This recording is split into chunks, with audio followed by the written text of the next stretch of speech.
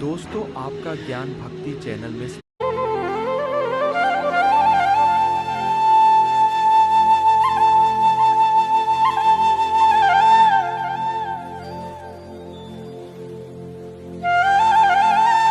नमस्कार।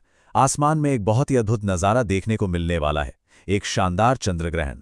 तो सवाल यह है कि इसे कब, कहां और कैसे देखा जा सकेगा।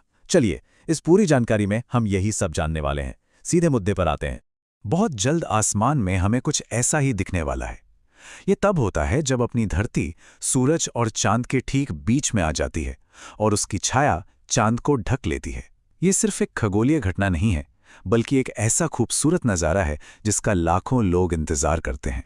तो सबसे बड़ा सवाल यही है कि भारत के किस शहर में, कितने बजे और कितनी देर तक ये ग्रहण दिखेगा। हमने स्रोत से सारी जानकारी एक साथ जुटाई है। तो चलिए, भारत के अलग अलग हिस्सों का एक छोटा सा सफर करते हैं और जानते हैं ग्रहण के बिल्कुल सटीक समय के बारे में। सफर की शुरुआत करते हैं देश के पूर्वी और उत्तरी हिस्सों से, जहां यह ग्रहण सबसे लंबे समय तक देखने को मिलेगा। जो लोग इन इलाकों में रहते हैं वो वाकई में काफी लकी हैं। 1 घंटा और 7 मिनट, जरा सोचिए, यह भारत में इस ग्रहण को देखने का सबसे लंबा ड्यूरेशन होगा।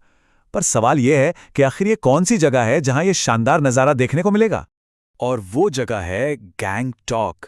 जी हां, यहां शाम 5:39 से ये दिखना शुरू होगा और पूरे 1 घंटा 7 मिनट तक दिखाई देगा।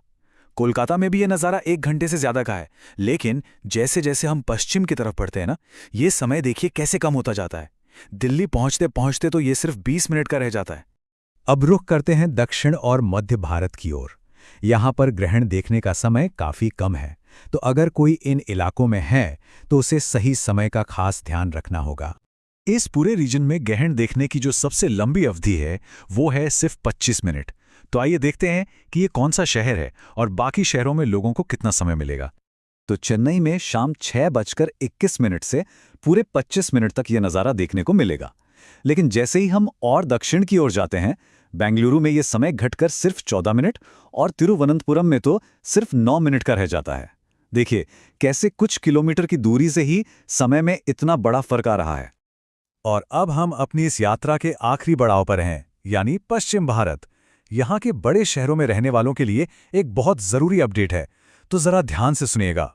तो बड़ी खबर यह है कि जो जानकारी हमें मिली है उसके हिसाब से अहमदाबाद और मुंबई जैसे बड़े पश्चिमी शहरों में ये चंद्रग्रहण दिखाई ही नहीं देगा।